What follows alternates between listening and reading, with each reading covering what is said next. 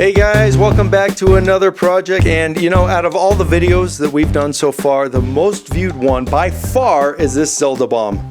So I figured we'd revisit this and make it out of bowling balls instead. A lot of you really like that project but don't have a lathe. Actually, it's that one there that we made it on out of solid wood. So this time it's going to be solid bowling ball. Now you can get these cheap. You go to a thrift store and if they don't have any in, ask the guy. He's going to tell you they'll probably get them in really quickly, because all of the ones I went to said, yep, we get them all the time. So my brother found these. We paid $2 a piece if we bought all of them. So pretty cheap. I think the most was $5 anyway, so it is really cheap. Now, as it turns out, this is the one we made out of wood. You can see it's actually almost the exact same size as a bowling ball, which I thought was kind of interesting because I just made the biggest one I could on that lathe, and it turns out to be this same size. So some things to think about. You are going to have to fill a hole. Now you can go to a bowling alley, and if they have a pro shop in there, and a lot of them do, you can pay them, they'll just plug the hole for you. You can see this ball is actually plugged there. There was the old thumb hole, they fill it up and drill a new one. You can just say, hey, plug the hole, sand it down, and it'll look just like this. And just tell them you don't want a new hole drilled in. You can see there's the other 2 finger holes that they re-drilled. They filled and drilled. You're going to want to get a ball, if you have the option, that is already close to the same color that you're going to paint it. So this is, you know, if it scratches, what color do you want to see underneath? I really don't want to see green, and I don't want to see, you know, this bright color. I guess this could be okay, this kind of maroon. Black would be okay, and this one's like a dark, dark, dark brown. So we're going to fill these holes, okay?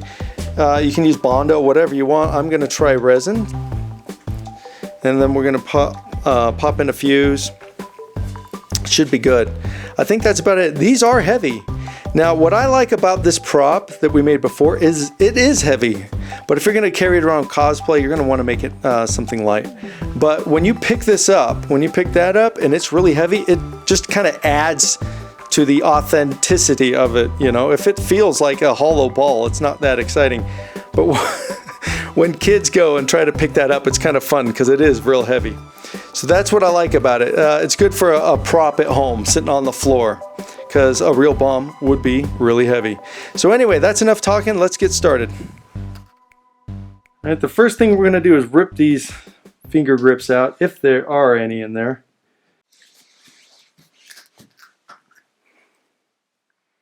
I'm going to get some clay, and there's a lot of ways to do this, but you want to build up a wall around the hole so that the resin goes higher than the hole. And you can just hot glue something that will keep the resin from spilling over the sides, all right?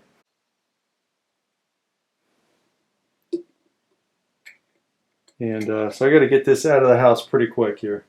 It's going to stink up the house.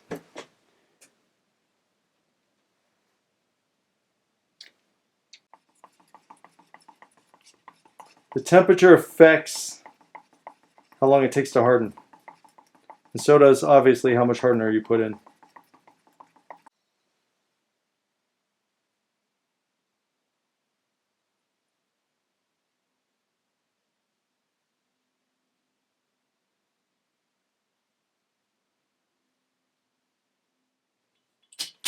I let this cure for about a day, so now we just break off the clay, cut it down, and sand it.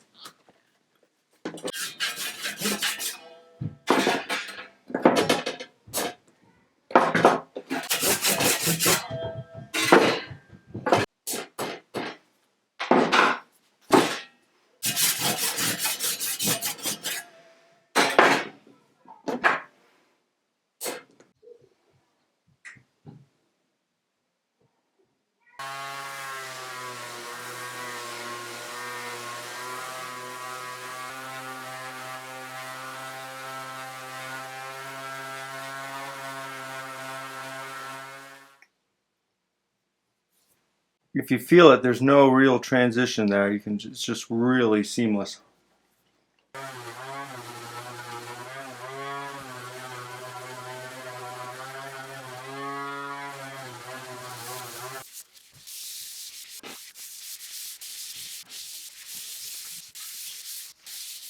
Now I'm going to sand down the logo and all this text on this 3-inch pipe cap.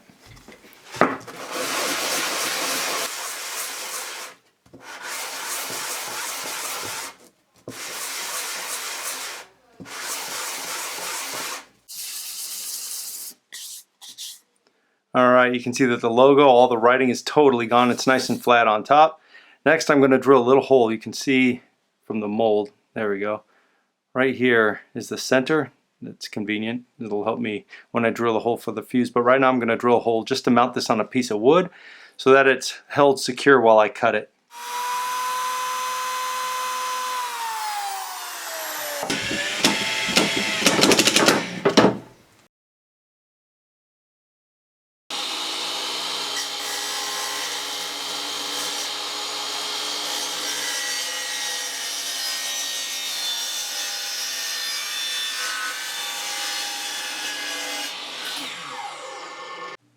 Before I can glue the cap down, I got to get rid of this gap. It's because the ball is curved, and so this inside of the ring is pushing it up. So I got to Dremel this out, kind of cut it down a little bit so it goes flat.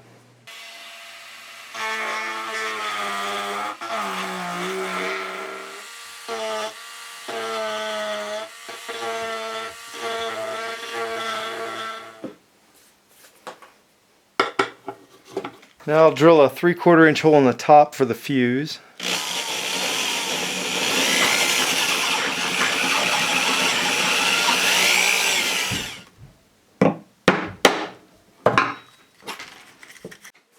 Now I'm going to give the epoxy somewhere to bite into. This ball is pretty smooth and I don't want the cap to get knocked off later, so I'm going to drill a few holes. I have my mark right around there so I know where to drill, so it's not going to be exposed. This way the glue can get in these holes and hold on to the cap real tight.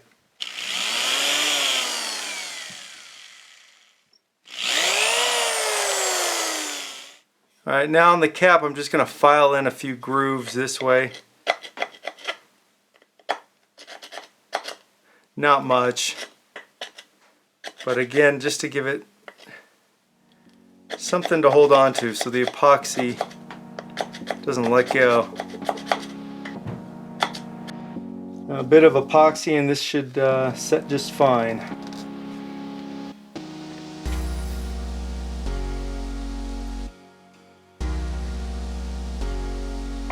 Okay, I already marked this where I want it. Alright, the epoxy's set. It should be good in about 5 minutes, but I'm going to give it a little bit more time than that. I'll have to do a little bit of sanding where the glue smears are, but that's not a big deal. And then we'll get to painting. This should be good.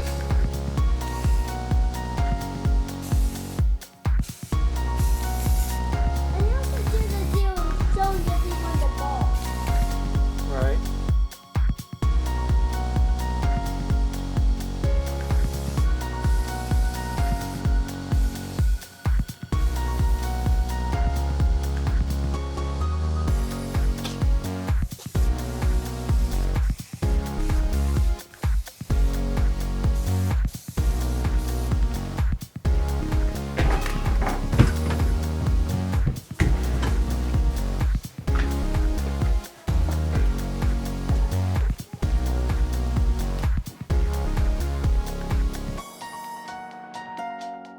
Okay, the paint's dry now, so we're gonna put on the fuse, and this ball is pretty heavy. It's about 12 pounds. This wood one that we made a while back is, I think, 6 pounds. So it's about double the weight.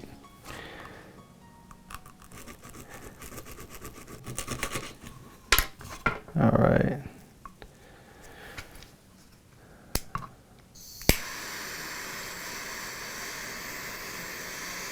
So this rope you can get at home improvement stores.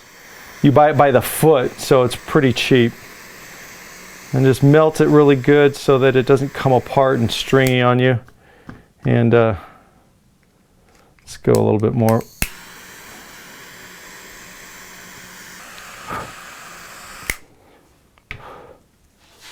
All right.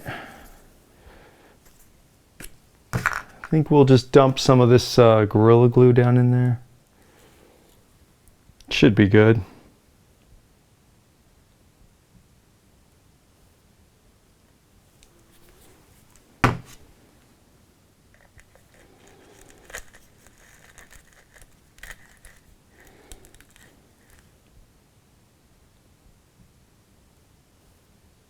All right, here they are side by side. Let's just take a second and talk about them. I should probably do another coat of paint on here and maybe even hit it with a clear coat. The only difference between these two really is the diameter of this cap is 9 centimeters. The closest I could find in a plumbing cap was 10 centimeter diameter, but it's close enough. It still looks good.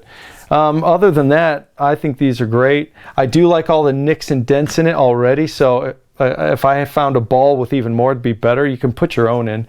I bailed on the hammered metal effect, so if I was going to do it, I would use a Dremel actually, and for really small little dimples all around it, but that would take you a long time. So if any of you guys try it and you use, especially if you use a Dremel and make it a hammered metal, I want to see it. So anyway, let me know what you think. Let's take also a second and read just a couple comments. And by the way, if you want to send me an email, you can send it to happyatomIRL@gmail.com. And that's also in the About tab on YouTube. If you click that, it might be hidden under business inquiries. But if you send me an email, put viewer mail in the subject line, and that way it's easier for me to find. But I also try to answer your comments. It's just sometimes these get buried and they're harder for me to find. So the best way to contact me is on email. This one's from Joe. He says, and he's talking about the Hylian shield that we made a while back. He says, hi, quick question. How long did you wait before taping and painting over the blue? I already painted mine once and the tape took the blue with it. I think I must have been too impatient and started taping it all off like the next day. Also, how in the world did you tape off the head of the loft wing? Thanks for posting the plans. Well, I know that's super frustrating because you've done all that work, you've cut all the tape, it's all perfect, you paint, only to find you got to do it all over again, sand it down.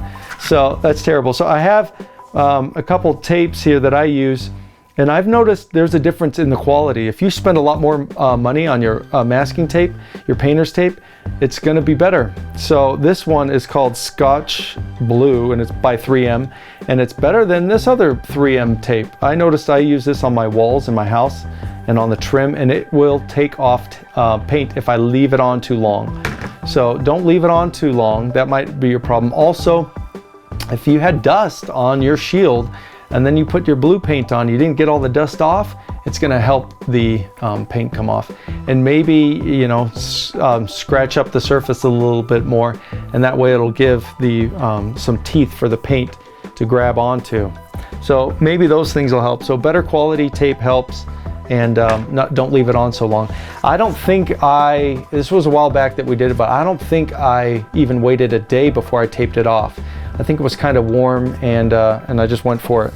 I could be wrong though. I'll have to think about it, but you know, it just depends on how warm it is when you put the paint on. That's going to affect the drying time, things like that. But best thing to do would be to practice a bit on some scrap wood until you feel confident with the results you get.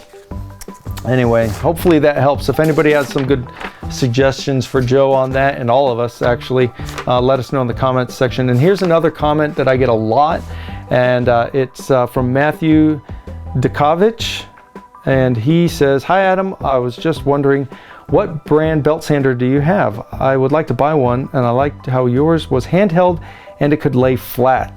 I could not find any that would lay flat. Thanks. Well, here's the one I use. This is a Ryobi, and let's see if there's a model number on it somewhere.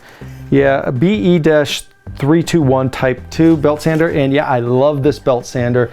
It broke a while ago, and I spent a lot of time trying to fix it because I've looked and you can't find a belt sander that lays flat anymore. At least I can't. If you guys know of one, let me know.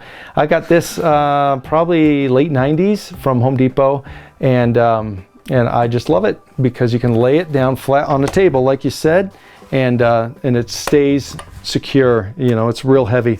So if I had to buy one now, and like the ones I all see have this handle like right here sticking out on the top, I would probably try and make a jig. So cut some wood the profile of this so that it can rest in a jig and then lay flat that way. Maybe that'll help. I know it's not a great solution, but it's something to try. Yeah, good luck with that. And if anybody knows a good belt sander, leave that in the comments section. The giveaway that we're doing is still going. Some of you wanted just a little bit extra time, and I gotta say that the entries that you guys send are all really cool. You know, you guys have made some really neat stuff, so I'll be excited to go through it in the next video and show you guys what everybody else has made. Some fun stuff. So if you want to enter, there's still some time. Just watch the end of the last video for the rules on the giveaway. It doesn't have to be something out of wood, just something you're proud of, something that you did that you're proud of and you want to show it off. And so we'll go over those next time. This video was supposed to be the laser cutter video, but I had a little bit of trouble figuring out the software on that because I normally work Macs, and when it comes to PCs, I'm a bit slower, especially when it comes to installing and moving files around. So anyway, that's probably going to come up next, and we'll get burning on that. It should be a fun tool. It should help out. So again, thanks for all you guys do. All these projects wouldn't be without you guys and all of the support you give me. So again, I thank you for that. You guys are really cool. So we'll see you next time. Take care.